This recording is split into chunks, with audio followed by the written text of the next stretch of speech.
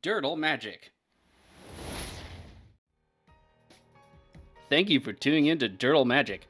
Please subscribe and hit that notification bell if you like the content you see here today, and leave a like and share the video with someone you might think is interested.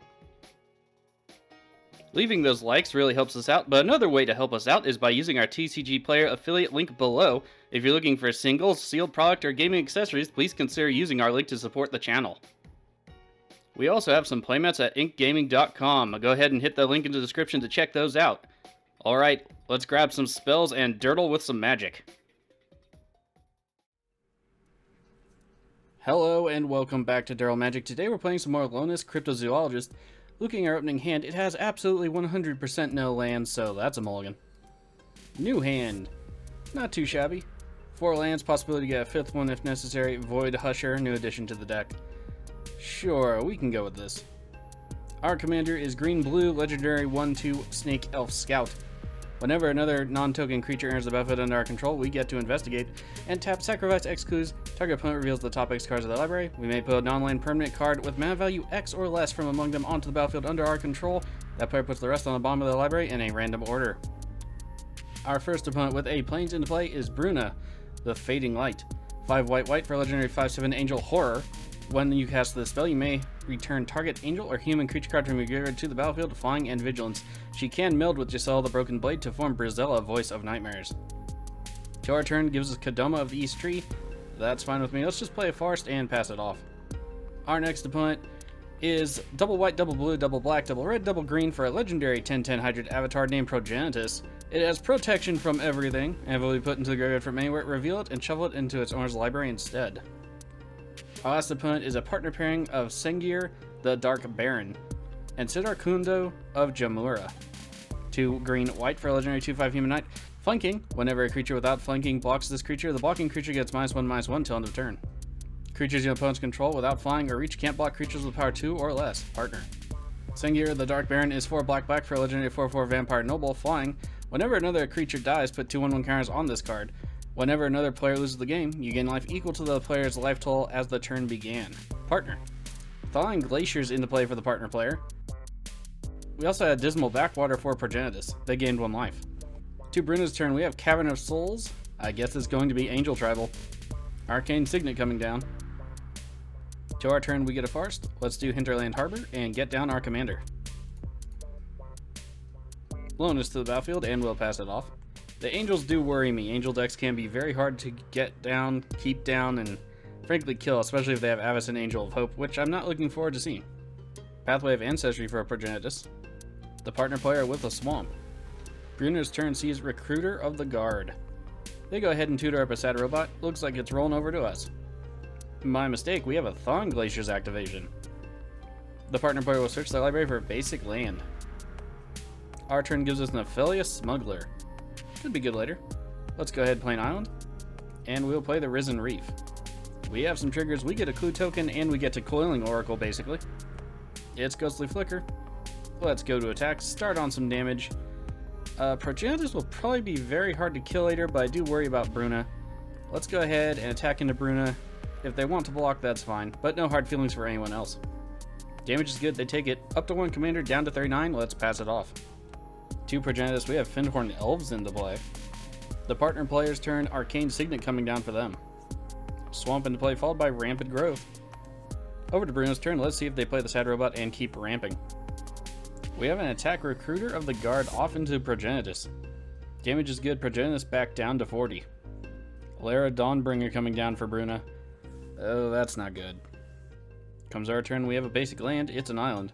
Let's go ahead and play the island. And then we'll play Nephalia Smuggler. And then I think we'll cast Ghostly Flicker. Let's get some more triggers and clues.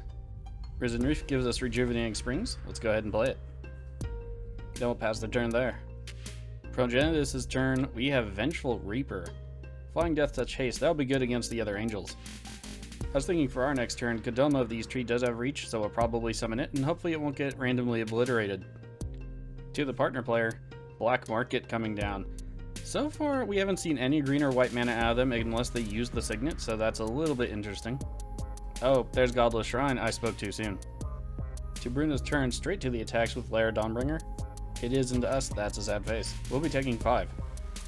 We are down to 35. Let's see if they do anything in the second main phase. They still have Sad Robot in hand. It is the Sad Robot. To our turn, Tamir Sabertooth. That'll be good. Let's get down to Forest and get down Kodama. We have a trigger, we'll get a clue, and it will allow us to play our other land. Kodama triggers for that land, and we will pass it off there. Don't really want to make any enemies just yet. Over to Progenitus' turn, Mountain into play. They're 6/10 of the way, 3/5 of the way to their commander. Let's see what they do with the turn. Savage Born Hydra. I haven't seen that in a while. Over to the partner player. Black Market will trigger for the first time this game. No counters on it though, so they get none of the free mana. Thawing Glacier's back into play. Tapping down a bunch of mana for Sengir, the Dark Baron. Everybody has some flying defense now. Over to Bruna. They are able to cast their commander. Nothing to really recur, so unless they have a way to get Gisela or already have Gisela, isn't going to do much, but a 7/5 isn't terribly bad, especially when it has flying and it's going to have lifelink plus a 1/1 Anthem. We also may need to start cracking some clues here to draw some more cards. Admonition Angel. Oh no. This card can be very good.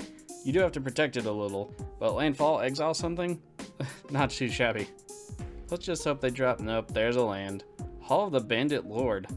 Aw, they're getting rid of Kodama. Sad face. Kodama goes into exile. It barely did anything. So sad. Water on the attack again. Hey, it's not us at least. It's off to the partner player. Damage is good. They're down to 35. Rolling on over to us. I do hope we get a land, but we can always crack some clues or blink the Risen Reef to get some extra advantage. We get Panharmonicon. Ironically, that kind of complicates my plans. Let's go ahead and blink the Risen Reef. I don't want to commit too much to the board at the moment. Kinda hoping we have a board wipe coming. It's a land. That works for me. Comes into play tapped, but that's fine. More ramp is always good. Another clue token as it was. And what else do we want to do? 3 mana left. Could use Simic Charm on the Admonition Angel to get Kodama back, but I think we'll leave it up for now and just pass it off. Over to Progenitus. They are tapping some lands. It's Commander's Sphere. That's it for Progenitus. Over to the partner pair. Baron Sengir still on the battlefield. Konda still in the command zone. Also, still no counters on Black Market. Terrain Generator into play. And the partner player passes off the turn completely untapped with no attacks. Interesting. Sometimes the best course to victory is just sitting and watching. Bruna on the attack. Let's see where they're sending things. Blair not into us. That's nice. It's off into the partner player. Admonition Angel into us. That's unfortunate. I guess we'll use Simic Charm here then. Admonition Angel goes back to their hand. We get Kodama back. Comes straight into play. We get another clue. Oh, we have a response. Decree of Pain. Alright, it is being cycled. Creatures will get -2/-2 until the end of the turn. That pretty much wipes our board. Sad face. I guess let's go ahead and activate our commander's ability, select the angel player, they seem to have some pretty good stuff, and sacrifice all of our clues. We have a lot of nifty things, including Angel of the Ruins. Let's see, Aegeus Angel could be good, Resplendent Angel, I mean it's fine. But Angel of the Ruins, what would that get rid of? We have some triggers. We'll get rid of the Sad Robot and the Black Market. Not too much to get rid of, but at least it'll get us ahead a bit. We'll get another clue token, and then Kodama will trigger, which gives us an interesting option with Void Mage Husher. Well, let's play the Husher. More triggers. Thawing Glaciers is being activated in response. The partner player will go get another basic. Alright, we counter the cycling. Too bad we couldn't also counter the -2/-2. Void Mage Husher will unfortunately die. Commander back to the command zone, and that's a lot of death triggers for the Baron. Baron Sengir is blocking the Lair Dawnbringer. Lair Dawnbringer will die. The Dark Baron gets even stronger. Second main phase, Twilight Shepherd into play. They get to recur the Angels back to their hand. It does have Persist as well. It's not a bad card. Thawing Glaciers will trigger at the end step for the partner player. Comes our turn, we get Evacuation. Angel of Ruins going back to their hand doesn't fill me with any kind of joy. Let's go ahead and sacrifice a clue and draw a card. An island, let's play it. And we'll sacrifice another clue. Unfortunately, if we get a land, we should have waited to play the first land. Oh no, it's Joriel Manwuvi Recluse. I did want to try that in this deck. It seems like it could be a lot of fun. Let's play Panharmonicon. We have 2 triggers. Let's put in the Sabertooth and Joriel. And we'll have to pass the turn there. Unfortunately, we have to worry about the Sengir Dark Balancing over there glaring at us. Over to Progenitus. 5 cards in hand, been playing real slow, so nice and casual, I can appreciate that. Interested in seeing what they're doing. The deck just seems to have a lot of keyword abilities so far besides the Mana Dork. Into play is Gadrick. Okay, so it can't attack unless you have 4 or more artifacts. At the beginning of your end step, create a treasure token for each non-token creature that died this turn. Are they going to do a Wrath of some kind? They put a counter on the Savage Hydra. To the end step, Gadrick will trigger for the first time this game. Unfortunately, no treasures will be had. To the partner player's turn, we have Beseech the Queen. I am starting to wonder if there is green or white in the deck. We do have some white out of the Godless Shrine, and I suppose green out of the Arcane Signet, but I am unsure. This is one of the few black tutors that you actually have to reveal the card because it names some kind of component of it. They get Return of the Wildspeaker. They are going to draw a lot of cards. They could also potentially just kill one of us. That could be a thing. Alright, so no attacks. End step. Don't know if they're going to do anything. Return of the Wildspeaker is instant, so they don't have to use it for this turn. They do not. Over to Bruna. Recruiter of the Guard coming back down. Let's see what they tutor for this time. They tutor for Palace Jailer. I'm really hoping that's not coming our way. They will also become the Monarch and get to exile something. Oh boy. They are exiling the Angel of the Ruins. That's unfortunate. If we get rid of their Palace Jailer, they just get it back, so I guess we're not going to be touching the Palace Jailer. The Palace Jailer can also let it go if somebody else becomes the Monarch. Not the best. To the end step, Monarch will trigger for the first time this game. Bruna gets to draw a card. Return of the Wildspeaker at the end step for the partner player. They draw 18 cards. Comes our turn, we get Guardian Project. That's actually not too shabby. Do wish we had a little bit more mana at this moment, though. Kodama will trigger. We have nothing to put into play. So the problem we have here is I'm betting that Angel of the Ruins is really wanting to get out from under that Palace Jailer. I am a bit worried about that. I think at this point, though, we'll recast our commander and see how the game goes.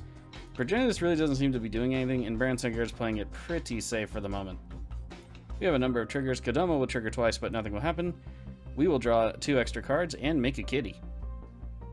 We have a cat come into play. We draw a land. We can play the land. That's nice. Let's do it. Kodama's going to trigger a lot of times. I love Kodama of these three, but on Magic Online, it keeps triggering for everything, and it can take a while to resolve. Alright, that wasn't too bad. Let's go ahead and pass it off. We have mana up for Tamir Sabertooth, so I'm not too worried about that. To Progenitus' turn, Swiftwater Cliffs into play. They'll gain another life. They're going back up to 41. Have not been touched at all.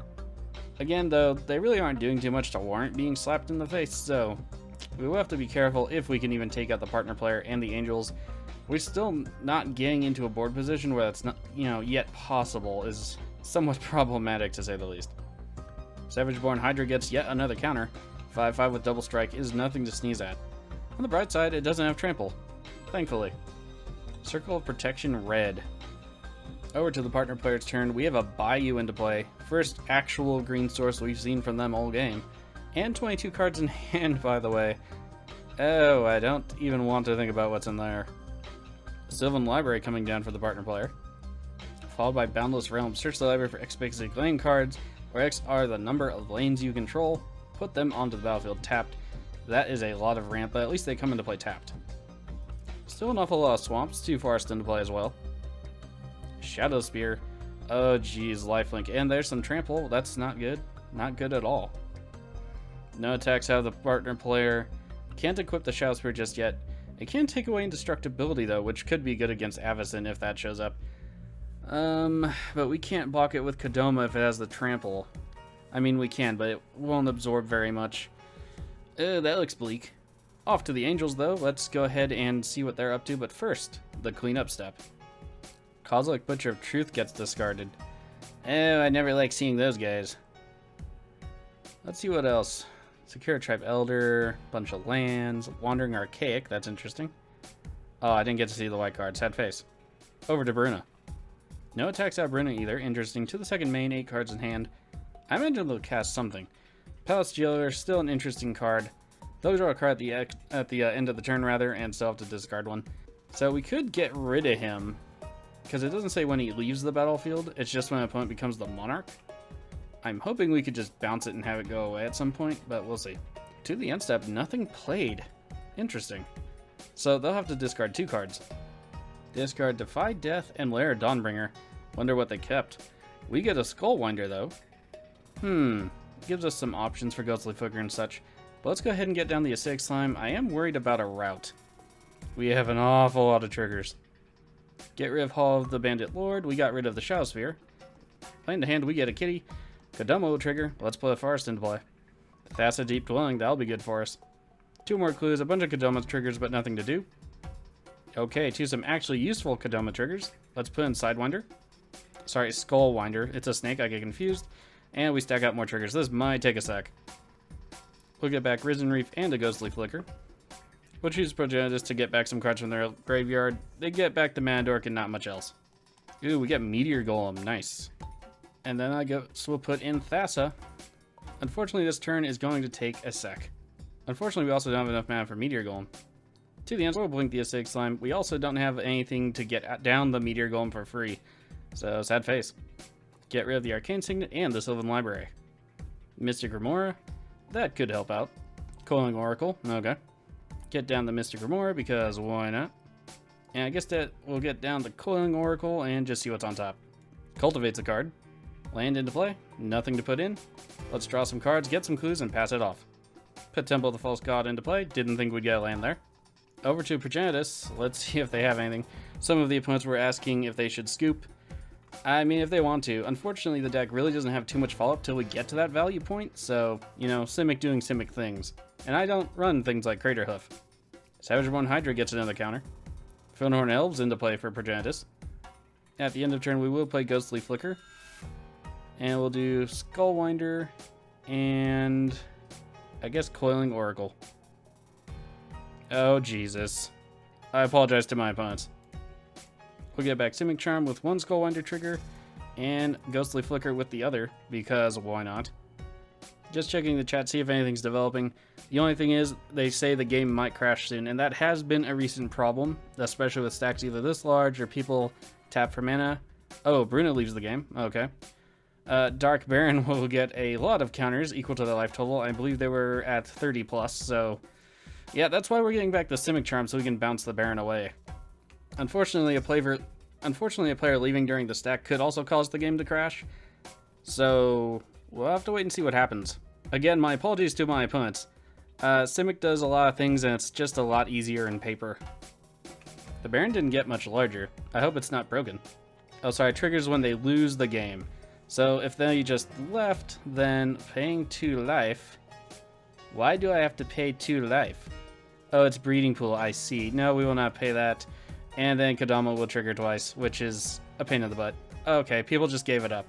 Yeah, it looks like we're going to start outvaluing people, and I was going to use Jariel's ability to just smash face for a bunch of damage, so that seems pretty legit. Again, apologies to my opponents, but thanks for sticking in there through all that crap. I know it's not the best.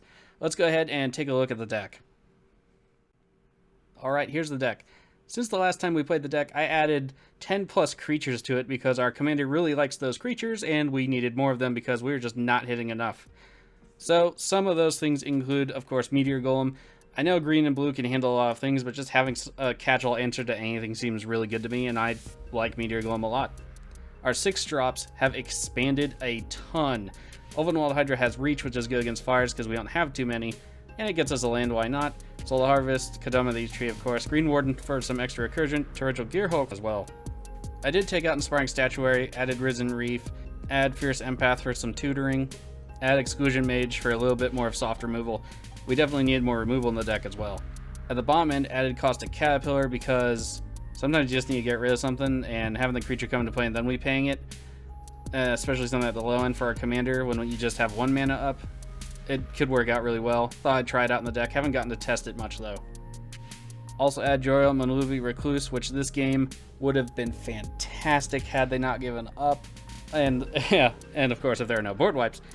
But our creatures would have been absolutely massive and we just swing face, and they didn't have nearly enough blockers, so it would have been great. Alright, here's the deck. Again, just add more creatures, kept all the blinking stuff, made sure we had more ETBs, and the clues really helped out, especially when we got that angel. While the deck is built more around to just have the clues out, using the commander's second ability is pretty key. I really enjoy this commander so far, minus that huge stack we saw towards the end. If you saw any cards you want to purchase for yourself, sealed product, or sleeves to protect all of that glory, please consider using the TCG Player affiliate link in the description below. It helps out the channel, doesn't cost you anything extra. Okay, on to the last game of Lonis. I don't know that I want to make any changes to this deck right now. Possibly add maybe one more key piece or crutch piece to the deck if I can find one and fit one in that doesn't cost $1 billion actual dollars. But other than that, I don't think I want to change it. I think I want to take it as is into the next game. You let me know what you think about it in the comments below. Until the next game though, stay safe and I'll see you around.